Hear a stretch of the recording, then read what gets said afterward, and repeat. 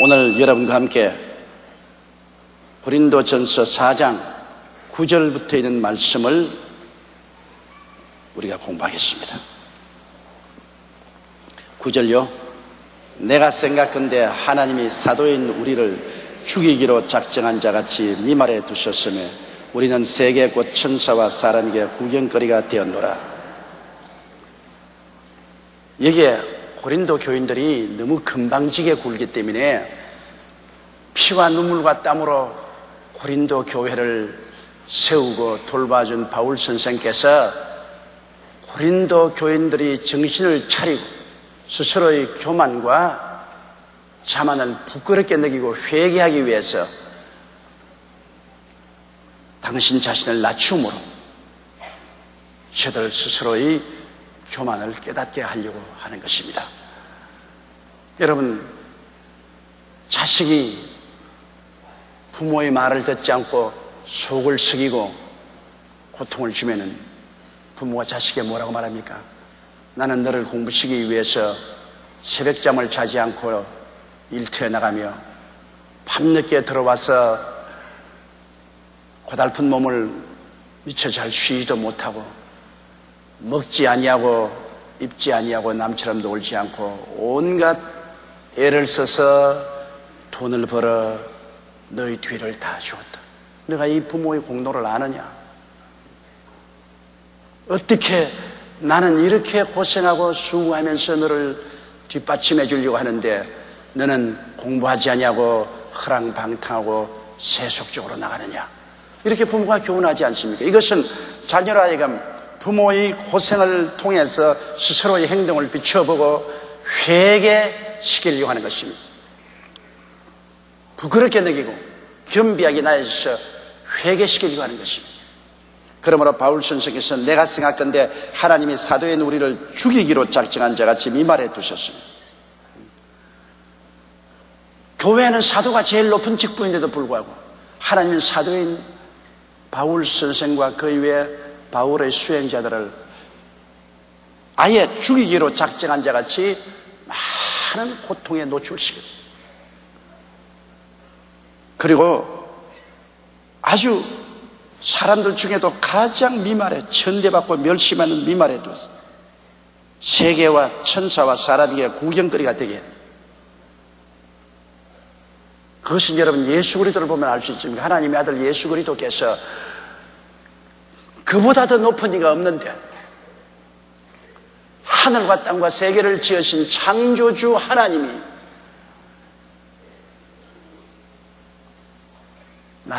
나사렛의 비천한 가정 마리아의 몸을 통해서 핏덩어리로 태어났다.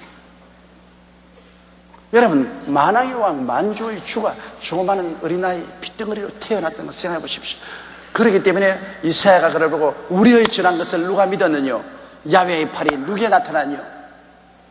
그럼 깜짝 놀랐습니다. 그 사실을 전파하면 누가 믿겠느냐 이것입니다. 그러나 그는 기묘자여 모사여 전능하신 하나님이여 영존하신 아버지여 평강의 왕이시라고 누가 믿어주겠냐? 그러나 예수님께서 하나님의 아들이시면서 사람으로 낮아졌으며 가장 비천한 미말해 주었습니다. 주님은 죄인의 친구요 세리와 창기들의 벗이었습니다. 가장 미말해 두었습니다. 풍찬 노숙을 하고 고생을 하고 나중에는 십자가에 가장 흉악한 죄수들과 함께 못이 박혀 온갖 수욕을 당하면서 죽으셨다. 감히 상상을 할 수 없지 않습니까? 그렇게 해서 그 주님의 공로를 통해서 우리 인생들을 구원하기 위한 것입니다. 우리 얼마나 공짜 열차 탔습니까? 우리는 예수를 믿음으로 말미암아 조금도 고생하지 않고 사망에서 생명으로 옮기고 지옥에서 천당으로 옮겨졌으니 이거 형언할 수 없지 않습니까? 그 예수님께서 우리 보고 뭐라 하십니까? 내 너를 위하여 몸버려 피 흘려 십자가 고난당해서 죽었구만 너 날 위해서 무엇하느냐 하면 우리 부끄럽죠. 예수님의 십자가에 우리 자신을 비춰보면 우리 자신이 부끄러워지지 않습니까? 우리가 회개하게 되죠. 이처럼 여러분, 복음을 전가하는 사도들은, 복음을 전가하는 건 그 당시에는 여러분 교통이 어렵지 않습니까? 배를 타고 가야 되고, 그것도 돛담배를 타고 가니 풍랑에 언제 빠질지 모르고, 그리고 먼 길을 걸어 다니니 강도의 위험이 있지요, 하천의 위험이 있지요, 배고프지요, 춥지요, 헐벗지요. 그리고 복음 전가하다가 또 관원들에게 잡혀서 신문당하지요, 얻어 터지지요, 또 감옥에 들어가지요. 온갖 그 고생 끝에 그리스도의 복음을 전하니까 듣는 사람은 앉아서 가만히 듣잖아요. 앉아서 그냥 복음을 받아들이고, 그들은 예수 그리스도의 은혜를 받아들이지 않습니까? 구원을 받죠. 이러므로 복음을 전달해주는 사도들은 하나님께서 죽이기로 작정한 같이 미말해 두셨으며, 우리는 세계꽃 천사와 사람 앞에 구경거리가 돼. 이런 고생 끝에 그리스도의 복음이 전파되는 것입니다. 절대로 쉬운 일이 아닙니다. 셀 리더가 된다고 하더라도 편안하게 셀 리더가 됩니까? 셀 리더가 되면은 자기 셀들을 위해서 늘 기도하고, 전화해줘야 되고, 신방해줘야 되고, 격려해야 되고, 또한 새로운 사람 셀로 이끌어드려야 되고, 하려면은 상당한 시간과 노력이 필요합니다. 여간한 헌신과 충성 아니고는 셀 리더가 못 돼요. 그만한 노력과 헌신을 하면서도 속상한 일이 얼마나 많습니까? 셀원들이 불순종하고, 혹은 게을러지고 타락하기도 하고, 그리고 흉보기도 하고 반항도 하고 속상하단 말입니다. 그러한 고통이 있어야 영혼을 돌보고 영혼을 살릴 수 있거든. 그렇기 때문에 하나님께서 일하는 소에게 망을 씌우지 말라는 것은, 이렇게 수고하고 일하는 사람에게 하나님은 복을 주시겠다는 겁니다. 왜? 고생하는 사람에게 하나님이 복을 주고 힘을 주지 아니하면 일 못하지 않아요. 그리고 또 그렇게 고생을 한 사람에게 하나님께서 하늘에서 반드시 상을 주시는 겁니다. 오늘 인터넷에 내게 질문이 왔는데, 이 세상에서 살면서 다른 사람보다 더 많이 신령해지면 하늘에 가면 어떻게 됩니까? 말할 필요 없죠. 이 세상에 주님의 일을 위해서 더 많이 말씀과 성령으로 수고해서 신령해진 사람은 하늘에 가서 영광이 다르거든. 해의 영광이 다르고 달의 영광이 다르고 별의 영광이 다르고 별과 별의 영광이 다른 것처럼, 그 영성에 따라서 아버지께서 우리에게 주는 부활의 형체와 광채가 다른 것입니다. 확연하게 하늘나라에 올라가면 광채가 달라요. 영광이 다른 것입니다. 영광이 다르면 하나님의 은혜를 누리는 그 높이와 깊이도 달라지는 것입니다. 10절요. 우리는 그리스도의 연고로 미련하되 너희는 그리스도 안에서 지혜롭고, 우리는 약하되 너희는 강하고, 너희는 존귀하되 우리는 비천하여. 이제 바울 선생께서 좀 화가 났어요. 고린도 교인들이 금방지게 굴고 자랑하고, 이제 바울은 사도도 아니다, 우리는 바울 같은 사람 소용없다, 이렇게 아주 오만하게 노니까 주님께서 바울 선생을 통해서 고린도 교인을 꾸짖되, 이것은 바울 사도를 성도들 앞에서 스스로 비천하게 낮춤으로 사람들을, 고린도 교인들을 부끄럽게 하는 것입니다. 뭐 자타가 공인하게 바울 선생은 하나님의 사도요, 하나님이 바울을 통해서 고린도 교회를 세웠고 그 성도들을 전도해서 구원시킨 분입니다. 자타가 다 공인하는 바죠. 그런 존경받고 위대하고 훌륭한 사도가 자기 자신을 극단적으로 낮추음으로 말미암아 부끄러움을 느끼게 하는 것입니다. 부끄러움을 느끼게. 고린도 교인들이 정말로 바울 선생의 이 말을 듣고 자기들이 너무나 했다, 잘못했다, 벌거벗은 수치를 느끼고 회개시키려고 바울 선생은 진실을 그렇게 말한 것입니다. 우리는 그리스도로 연고로 미련하다, 너희는 그리스도 안에서 지혜롭다. 이 말은 바울 선생께서는 예수 그리스도를 위해서 사람들 보기에는 저 미련한 것 봐라, 저런 정도의 학식이 있고 지식이 있으면 바울은 헬라 철학에 능통하고 그리고 유대의 율법에 흠이 없는 지식을 가진 사람입니다. 저런 정도로 능력 있고 유식한 사람이면 돈벌이도 잘할 것이고 편안하게 살 수 있을 것이고 존경받을 수 있는데 지금 바보 아니야? 사람들 앞에 나가서 예수 전도하다가 얻어맞고 침 배아픔을 따고 발길로 채이고 집도 없이 정처 없이 돌아다니고 이런 삶은 저 바보 아니야? 사람들은 바울을 미련하게 하지만 바울의 복음을 들은 성도들은 어떻게 합니까? 그리스도 안에서 지혜롭지 않습니다. 예수 믿고 구원을 받고 영생을 얻고 성령 받고 하나님의 은혜를 입어서 영혼이 잘되고 범사에 잘되며 강건한 신앙을 얻고 나가니까 얼마나 지혜롭게 보입니까? 너희는 주 안에서 지혜롭지만은 너희를 그리스도로 인도하기 위해서 온갖 희생을 함으로 사람들에게 멸시와 손가락질과 천대를 받는 것은 우리는 미련하게 보이지. 오늘 셀리들 보고 사람들 그렇게 말할 것입니다. 여러분이 옛날 동창생들이나 개 모임에 나간 사람이 저거 완전히 예수 믿다가 미쳤어.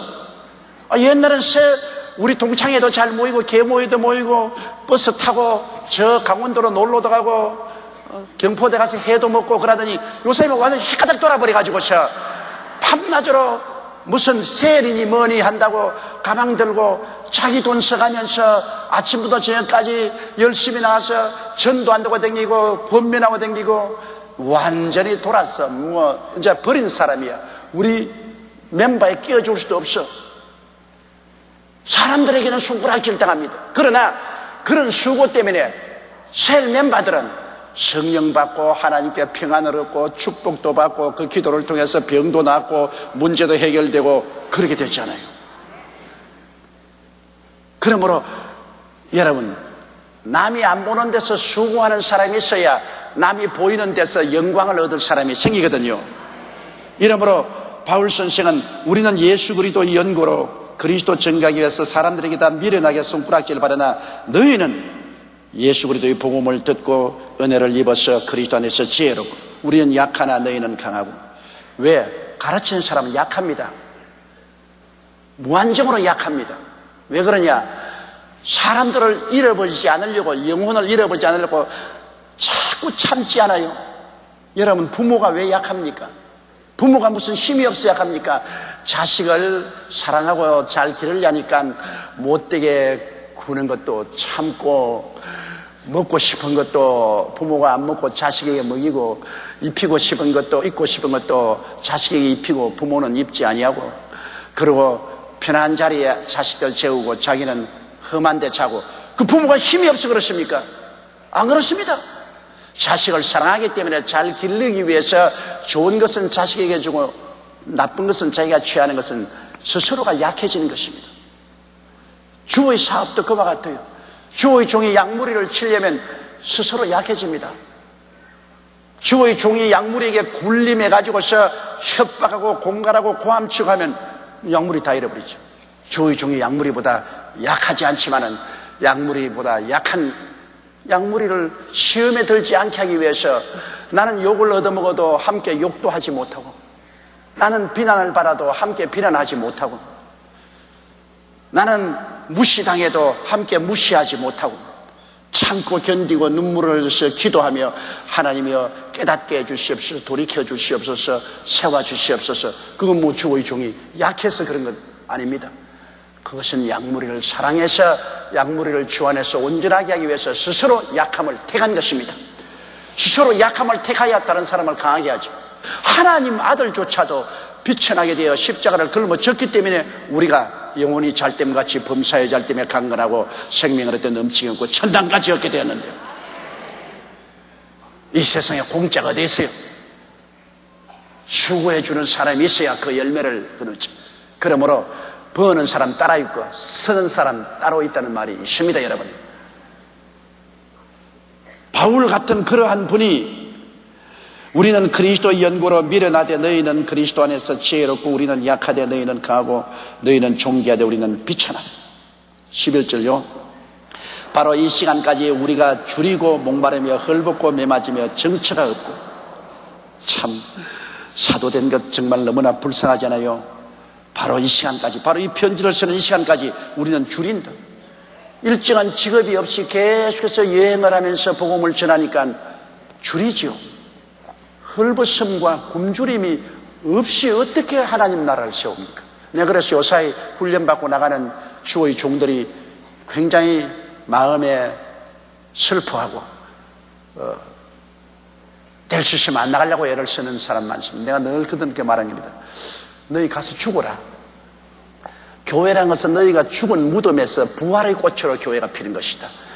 쉽고 편안하게 교회가 세워질 것이라고 생각하지 말아라. 잘 먹고 잘 입고 잘 살고 편안한데 교회라는 꽃이 필 것으로 생각하지 말아라. 너희가 나가서 죽으라고 보내는 거다. 사람들은 괭이와 호미로 땅을 파지만 너는 뭉텅한 십자가로 사람의 마음을 파야 된다. 그게 쉬운 줄 아느냐? 아니다. 너희는 내가 죽으러 보내는 것이다. 너희는 가서 죽으면 너희의 시체 위에서 교회라는 아름다운 부활의 열매가 맺어지는 것이다. 제가 말은 그렇게 보내면서도 마음이 안 됐어요. 왜냐? 옛날이나 오늘이나 교회를 세운다는 것은 주의 종의 희생의 터전 위에서 세워지는 것이지 평안하고 안일한 생활 속에서 교회는 세워지지 아니하고 또 주의 종이라는 것은 혹독한 시련과 고통을 겪어야 입에서 복음이 나와요. 편안한데 무슨 복음이 나와요? 여러분, 포도주는 아름다운 색깔의 향기가 나고 달지 않아요. 그러나 그냥 나옵니까? 포도를 밟아서 터뜨려야 돼요. 감람유는요, 성전에 불을 켜는 감람유는 감람나무를 찧어야 돼요. 찧어야 거기에서 기름이 나와요. 그러면 주의 종이 사람들에게 향기로운 포도주와 같은 말씀을 전가하고 감람유와 같은 기름을 켜자면 터져야 되고 찧어져야 되는데 안 그러고 되어요. 하나님 말씀은 창세기부터 계시록까지 다 있지만은 이 말씀을 보는 눈이 달라요. 평신도가 보는 눈이 다르고 주의 종이 보는 눈이 달라요. 그 다른 눈을 어디서 얻습니까? 왜냐? 깨어질 대로 깨어져야 눈이 열리는 겁니다. 그래야 주의 종이 교회에 나오는 아주 비천한 사람의 친구도 되고 굶주린 사람의 친구도 되고 가난한 사람의 친구도 되고 병든 사람의 친구도 되고. 왜? 그 사정을 알니까 나도 저런 환경에서 일어났으니까 이렇게 힘을 주고 용기를 줄 수 있겠다. 그러한 그 사람이죠. 고생 안 해본 사람이 다른 사람 고생한 것을 어떻게 알아요? 고생해본 사람이 다른 사람이 고생을 하니까 도와줄 수 있죠. 거기에 대한 말씀을 전할 수 있죠. 자기가 그 말씀을 자꾸 체험했기 때문에 담대하게 그 말씀을 전할지요. 체험해보지 않은 말씀은 머릿속에서 말하는 유의에 불과합니다. 그러나 눈물과 피와 땀으로 체험한 말씀은 가슴 속에서 우러나오는 확신이 되는 것입니다. 확신 있게 말할 수 있는 것은 자기가 그 말씀을 체험했기 때문에 그 말씀은 거짓이 없다는 것을 확실히 알 수 있잖아요. 이러므로 바울 선생은 그 당신의 목회 경험을 여기 솔직히 말한 것입니다. 바로 이 시간까지 우리가 줄이고 목마르고 헐벗었다. 그리고 복음을 전가하다가 잡혀가서 매맞고 어느 자리에 살지 못하고 정처가 없고 12절요. 또 수고하여 친히 손으로 일을 하며 후욕을 당한 적 축복하고 핍박을 당한 적 참고 수고하여 친히 손으로 일을 하며. 바울 선생은 그 당시에 월급을 줄 데가 없었습니다. 월급을 줄 데가 없으니까 수고해서 자기가 끊임없이 천막을 만들어요. 가는 곳마다 시간만 있으면 천막을 만들어요. 천막 만들어서 팔아서 그게 유익을 얻어서 자기도 먹고 자기 따라다니는 사람들도 예비도 되고 했어요. 그러니까 바울 선생은 손이 뭉뜩했어요. 천막 만든다고. 천막 깊다가 그 바늘에 손도 찔리고 피도 나고 천막 만드는 사람이었습니다. 그래서 그는 스스로 일을 하고 후욕을 당한 적. 바울 선생과 욕하는 사람 많지 않아요. 언제 일하는 사람은 욕을 얻어먹어요. 일 안 하고 가만히 있으면 절대 욕하는 사람 없어요. 일을 하면은 욕을 얻어먹게 돼 있고 시기와 질투의 대상이 돼요. 후욕을 하면 그러면 오히려 축복을 해줘. 같이 욕을 하면 은혜가 다 떠나가 버리니까 안 되지 않아요. 여러분, 주의 복음 전할 때요, 싸움을 하거나 욕을 하면 그때는 괜찮은지 싶은데 나중에 복음 전가하려고 쓰면 성령이 다 떠나버려가지고서 말씀을 전할 수가 없어요. 이러므로 후욕을 당하면 축복을 하고 깨야 되는데 그게 여러분 쉽습니까? 바울 선생은 되는데 우리는 잘 안 돼요. 남에게 욕을 얻어먹으면 그냥 참고 있으면 좋겠는데 못 참거든. 그런데 바울 선생은 여기 말하기를 후욕을 당한 적 축복하고 핍박을 당하면 참는다. 핍박을 당한다고 같이 그냥 싸우지 않고 참는다. 그 예수 믿는 사람은 여러분 어느 면에서 거룩한 바보가 돼야 돼요. 진짜 바보가 되면 안 되죠. 그러나 거룩한 바보가 돼요. 예를 들어 말하면 보세요.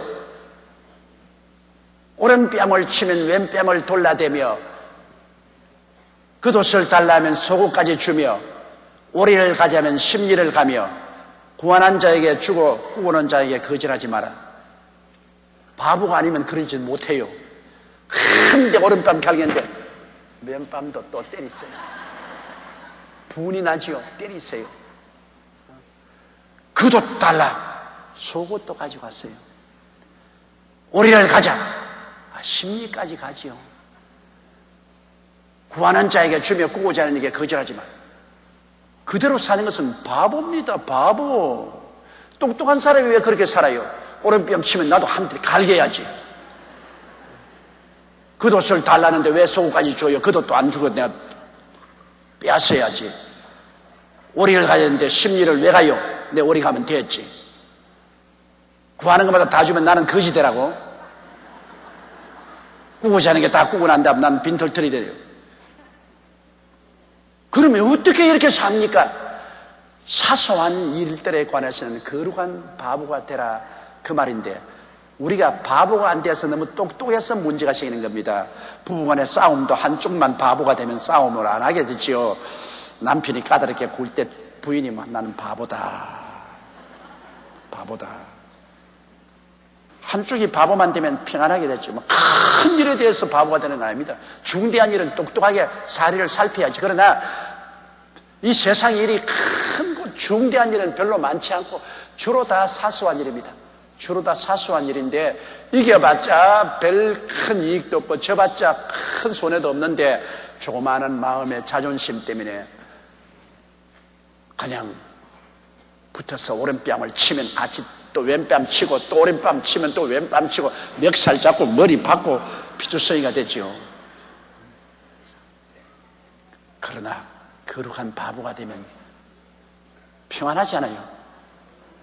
한번 따라 말씀하세요. 거룩한 바보가 되자. 그 왜냐? 왜 내가 거룩하다는 말을 붙이냐면 진짜 바보가 돼서 바보가 아닌 게 아니라 번연히 알면서도 스스로를 제어해서 하나님 영광을 위해서 바보가 되니까 거룩한 바보죠. 거룩한 바보가 되면 하나님께서 축복을 해주시죠. 따라 말씀하세요. 거룩한 바보가 되자. 거룩한 바보가 되자. 옆에 있는 사람에게 당신은 거룩한 바보입니다. 그렇게 한번 말씀해 보세요.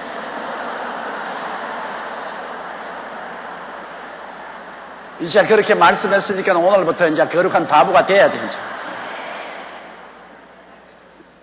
속으로는 똑똑해도 우리의 삶에는 그 누구가 거룩한 바보가 되어야 송사가 끝이는 것입니다. 그 바울 선생께서 얘기하시는 말씀은 이건 거룩한 바보입니다. 수고하여 친히 손으로 일을 하며 후욕을 당한 적 축복을 하고 핍박을 당한 적 참고 13절요. 비방을 당한 적 권면하니 우리가 지금까지 세상의 더러운 것과 만물의 찢기같이 되었다. 남이 비방하면 오히려 설득을 해주고 변명을 해주고 세상의 더러운 것과 만물의 찢기같이 되었으니 바보 아닙니까? 세상에 온갖 더러운 것과 세상의 찢기 같은 인생이 되었다. 그럼 바울 선생께서 자기를 볼 때 완전히 자기는 교회와 성도를 위해서 자기를 버렸 세상에 찢기가 되고 세상에서 더러운 것이 되는 바보요. 이 말대로 하면 사도 바울 선생은 완전히 바보요. 그러나 그 사람이 실제로 바보입니까? 바울 선생은 당대 헬라 철학에 능통하고 율법에 흠도 없고 점도 없는 천재였었습니다. 굉장한 능력자였습니다. 그가 사도가 아니라 일반 사람이 되어도 굉장한 성공한 사람이 되었습니다. 그럼에도 불구하고 그는 자기를 버려서 세상의 더러운 것과 찢기가 됐습니다. 비방을 당하면 권면하고, 부욕을 당하면 축복하고, 핍박을 당하면 참고, 바보 아닙니까? 그러나 바울 선생은 그런 거룩한 바보가 있었기 때문에 오늘날 구라파 문명과 세계 문명이 그 위에 서게 된 것입니다. 바울의 전한 그리스도의 복음 때문에 온 세계가 오늘날 이렇게 문명이 발달되어서 잘 살게 된 것입니다. 그리고 천국 가게 됐어요. 자, 그 다음 14절요. 내가 너희를 부끄럽게 하려고 이것을 쓰는 것이 아니라 오직 너희를 내 사랑하는 자녀같이 구원하려 하는 것입니다. 자, 이렇게 바울이 쓰고 보니까, 자, 이걸 읽는 고린도 교인들이 부끄럽지 않아요? 위대한 사도가 이렇게 바보같이 되어서 우리를 똑똑한 사람으로 만들어주지, 우리가 너무했다, 부끄러운 상식이잖아요. 그런데 바울은 또 이 성도들이 자기가 너무 솔직하게 자기의 현실 고생한 것을 까놓음으로 말미암아 그것을 읽고 너무 성도들이 부끄럽게 생각하고 열등의식을 느낄까 싶어서 내가 너희를 부끄럽게 하려고 이것을 쓰는 것이 아니라 오직 너희를 내 사랑하는 자녀같이 구원하려 하며, 이 내 현실을 보고 너희 스스로가 깨달아 알기를 원한다, 그 말인 것입니다. 사랑하기 때문이다.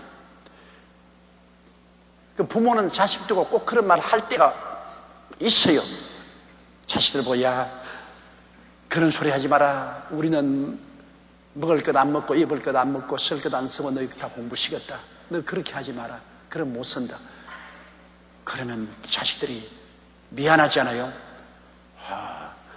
부모님이 먹을 것 안 먹고 입을 것 안 입고 쓸 것 안 쓰고 다 해서 너희 우리가 공부를 시켰어. 우리가 편안하게 공부했으니까 부끄럽다. 그러나 부모가 그 말하는 것은 자식 미워서 하는 말입니다.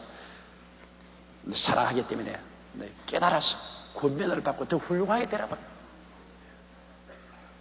그러니까 정말 사도 바울 선생은 부모의 사랑으로, 하나님의 사랑으로 고린도 교인들을 이렇게 권면한 것입니다.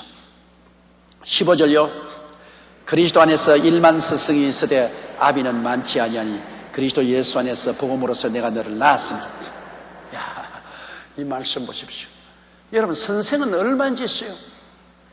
우리 교회도 보십시오. 많은 부흥사들을 청할 수 있어요. 우리가 봄, 가을로 부흥회할 때 한국이나 세계적인 유명한 부흥사들을 청해 올 수 있고, 많은 교사들을 청해서 가르칠 수 있습니다. 이 세상에서 우리가 말씀을 배울 수 있는 1만 스승이 있어요. 그러나 그리스도 안에서 복음으로 나를 낳아준 사람은 한 사람밖에 없어요. 저는 여의도 순복음교회, 여기 한 교회 44년간 목회하기 때문에 대다수의 우리 교인들이 내가 예수 그리스도의 복음을 전도해서 그 복음을 믿고 구원을 받고 거듭나고 성령 받고 은혜 받아서 집사, 권사 혹은 안수입사, 장로까지 됐어요. 실제로는 영적으로 내가 그리스도 안에서 낳은 사람들입니다. 낳은 사람. 그렇기 때문에 이 교회 성도들에 대한 미련이 땅보다 두꺼운 이유가, 내가 선생인 같으면 뭐 교회가 뭐 잘 되든 못 되든 무너지든 안 무너지든 성도가 잘 사든 못 사든 관계할 것이 무엇이냐? 관계 아니에요. 그러나 내가 복음으로 낳았기 때문에 애착심이 있습니다. 부모가 자식에 대한 사랑은 천륜의 사랑입니다. 그 누가 사랑을 가르쳐서 사랑하는 게 아닙니다. 안 가르쳐도 사랑해요. 그것은 천륜 사랑. 목회자가 자기가 교회를 개척해서 그 한 교회를 44년간 섬기고 있으면 그 교회 성도들에 대한 애착감이 굉장히 많습니다. 왜 그러냐? 복음으로서 낳았기 때문에. 한 사람 한 사람이 영혼이 잘 되고 범사에 잘 되며 강건하게 되기를 간구하고 늘 눈물로 기도하고 하나님께 부르짖고 있기 때문에 굉장한 애착이 있죠. 교회 평균 목사님들이 3년이나 5년에 한 번씩 교회를 가는데, 그러면 그 교회에 대한 애착이 없어요. 3년이면 내 떠나간다. 5년이면 내가 또. 그러면 월급쟁이가 될 수 있어요. 교회가 하나의 직장이 되어서 월급을 받고 떠나갈 수 있죠. 그러나 우리 같은 사람은 그렇게 할 수가 없어요. 이 교회에서 목회를 시작해서 이 교회에서 늙어서 나는 끝나는 겁니다. 한 교회에 오래 있었기 때문에 저는 이 교회에서 스승이 아니라 영적으로 많은 우리 성도들을 낳았기 때문에 나는 영적인 아버지라고 그렇게 말을 하고 싶어요. 나이가 젊어서 새파랄 때는 그렇게 말하면 금방 지치요. 새파란 사람이 무슨 아버지냐. 그러나 이제 70질에 가까운 제가 아버지라고 해도 부끄러울 것이 없습니다. 실상은 우리 성도들 얼마를 내놓고는 다 나보다 나이가 어린 사람들입니다. 내 동생들이요, 내 자녀들입니다. 그렇기 때문에 우리 교회 성도들에 대한 애착도 더 많아지고, 사람들은 나보고 말합니다. 왜 일을 주루지 또 뭐 인터넷 홈페이지를 만들어 가지고서 그렇게 고생하냐. 하루에 1000통 이상의 편지가 오는데요. 그 옛날에 인터넷 안 했을 때는 그분들의 그 마음에 있는 모든 서름과 고통과 괴로움이 너무나 많아요. 호소할 데가 없어요. 또 날 만날 수가 없잖아요. 이 교인이 이렇게 많으니. 그런데 얼씨구나 좋다고 막 인터넷 홈페이지에 막 글을 써 오는데 그거 읽고 대답하는데도 여간 힘들지가 않아요. 그거 읽고 내가 전부 녹음해서 대답하면 그것을 내 비서실에서 찍어서 보내요. 사람들은 꼭 인터넷 보내면서 이거 과연 목사님이 보지도 않고 비서들이 보고 찍어서 보내는 거 아닙니까? 그런데 내가 봐요. 내가 다 읽어요. 그래서 내가 녹음기에다가 녹음을 해 넣어놓으면 그걸 또 풀어가지고서 찍어서 보내요. 그런데 왜 우리 성도들이 컴퓨터를 그렇게 잘해요? 나는 못할 줄 알았는데 우리 군사님들까지라도 그냥 이메일을 척척 보낸다고요. 그래서 야, 우리 한국에 큰 명이 이제는 없어졌구나. 우리 성도들도 컴퓨터를 이렇게 잘 쓸 줄 있구나. 그걸 보고 감동을 했어요. 이제 1000통이 오니 좋은데 이제 나중에 2000통, 3000통 오면 하루 종일 이제 앉아가지고서 대답만 해야 될 때가 올 것 같아요. 왜 그러냐? 성도에 대한 애정 때문에 그렇습니다. 성도의 사정을 알아야 내가 기도를 해줄지 알지. 막연하게 우리 아버지여 우리 여의도 순복음 교인들을 축복해 주시옵소서. 그건 막연한 기도죠.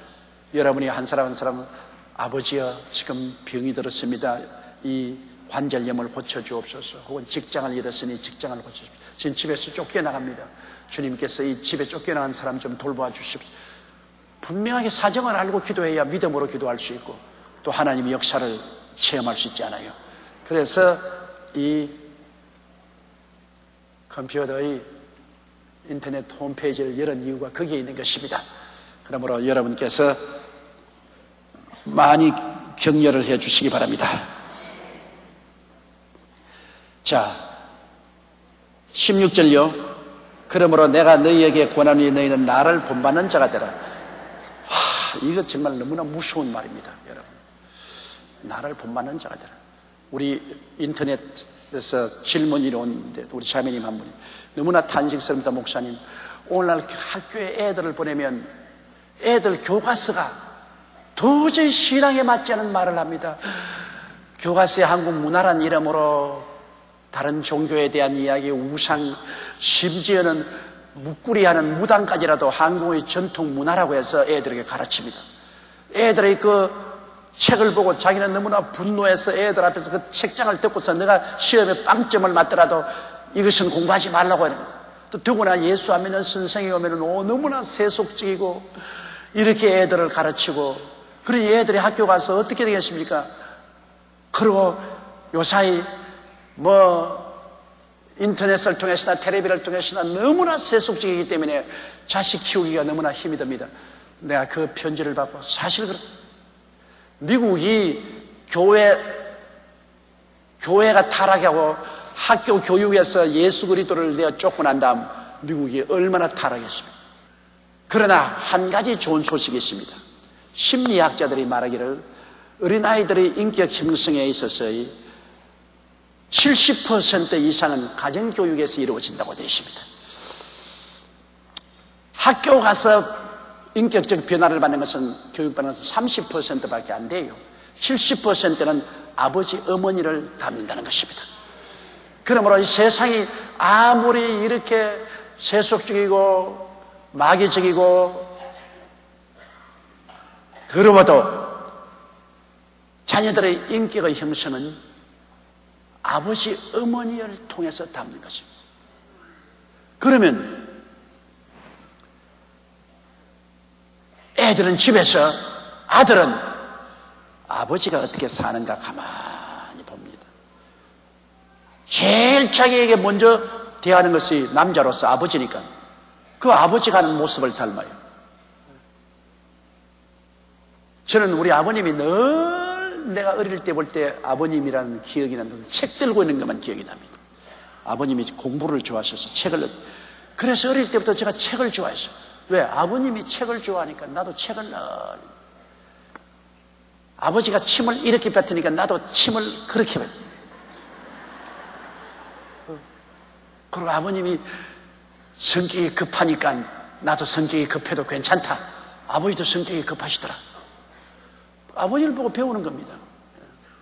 그럼 다른 어머니 보고 배워요. 어머니가 어떻게 행동을 하는가 가만히 보고 그 어머니를 보면 그 딸을 보라. 그래서 요사이 아내감 구할 때나 며느리감 구할 때 반드시 보아야 될 것은 어머니를 보아야 된다고 하지 않습니까?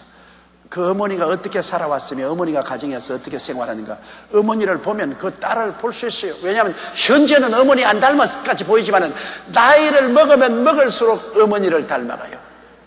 나이를 먹으면 먹을수록 어머니를 닮아가요. 희한합니다.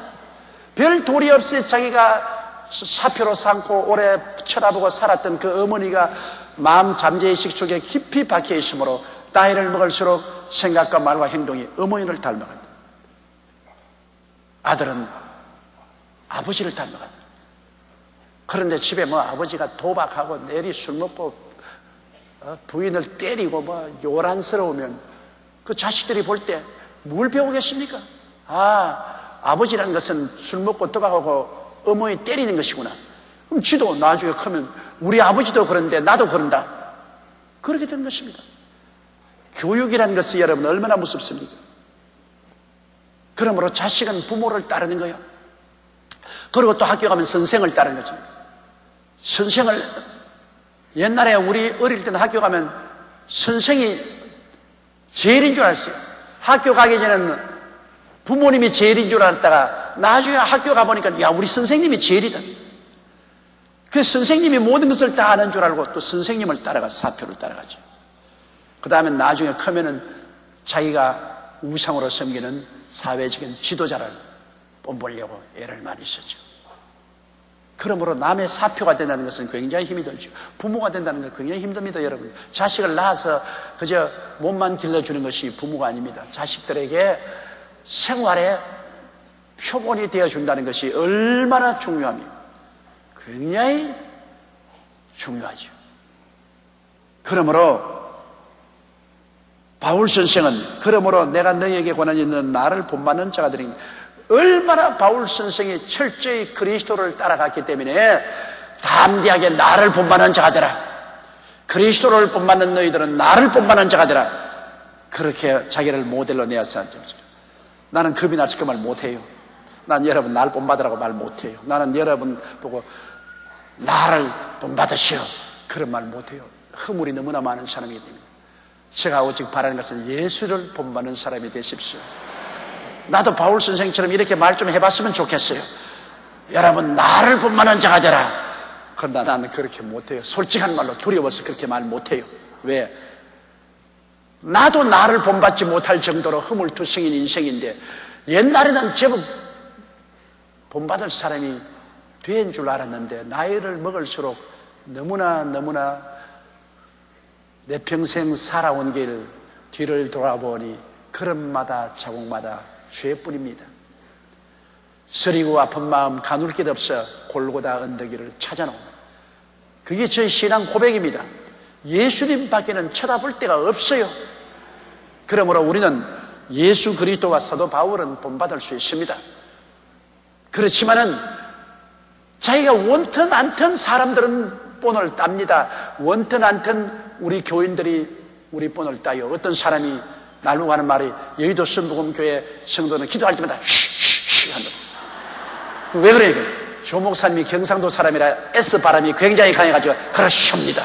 저러십니다. 나는 안 그럴 것 같은데 그 사람이 그렇게 말하잖아요. 그것도 내가 어디서 들으면 텔레비 방송에서 그렇게 말을 하더라고. 사람을 못 만나는 이야기를 하면서 여의도 순복음교회 장로님이나 성도들이 기도할 때 보면 조 목사를 닮아가지고서 쉽니다. 그러십니다. 저러십니다. 그렇게 말해. 어찌 그냥 화가 난지 막 그냥 지어봐고 있어. 나는 안 그럴 것 같은데 나를 그렇다고 하는데 그럼 우리 성도들도 기도할 때 그렇게 기도한다 그래요. 원튼 원치 않든 그 교회 목사의 기도 방법을 성도들이 따르고 설교 방법도 따르고 신앙생활을 따르는 것이죠. 우리 교회 성도들이 기도를 많이 한다고 모두 다 부러워하는데 그것은 제가 기도를 하려고 애를 많이 쓰기 때문에 무언중에 성도들이 저를 따라오는 것이죠. 셀 리더를 따라요. 셀 리더가 정말 헌신적이고 충성스럽고 주님을 잘 섬기면 셀원들이 셀 리더를 보고 따라가요. 와, 우리 셀 리더가 이렇다. 우리도 그렇게 믿어야 되겠다. 사람들은 언제나 리더를 따라갑니다. 그러니까 어떻게든지 리더된 사람은 책임이 굉장히 많아요. 성경에는 장님이 장님을 따라가면 모두 다 도랑에 빠진다 그랬습니다. 이러므로 지도자가 올바른 모범을 보여야 사람들이 그를 다 따라가는 것이기 때문에 지도자가 되는 스승된 자가 심판을 크게 받는다고 야고보서에 말했습니다. 많은 사람에게 사표가 돼야 되니까 잘못하면 굉장히 큰 심판을 받게 되죠. 그러므로 선생된 자가 더 많은 마음에 조심을 하고 모험이 되어야 되는 것입니다. 17절요.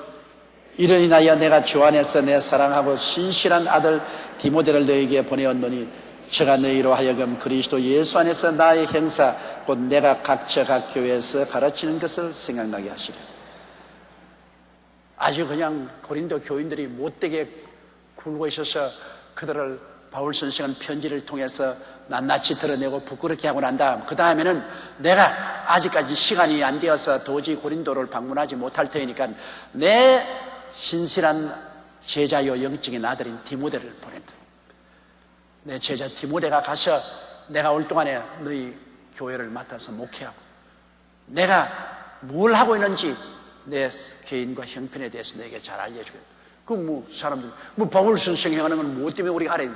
바울 선생은 바로 그리스도 교회의 사표이기 때문에 예수님 눈에 안 보이나 바울 선생은 그리스도를 본받는 위대한 사도요.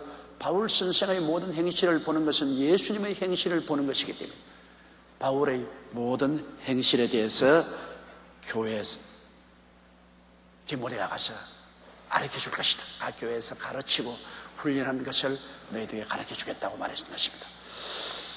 그러므로 오늘 이 시간에 우리가 이 성경을 공부함으로 예수 그리스도의 십자가의 희생 때문에 우리가 천국의 영광을 얻고 사도들의 눈물 흘린 고통이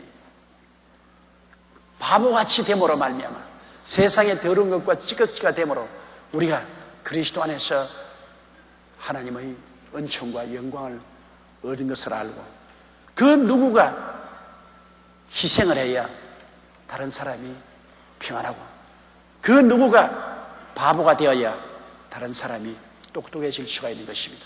이러므로 여러분 우리들은 다 우리 개인적으로 가정에서 그리고 우리가 속한 사회나 교회에서 평화를 만드는 사람이 되기 위해서는 모두 다 이 모습을 닮아서 거룩한 바보가 되기를 주의 이름으로 축원합니다.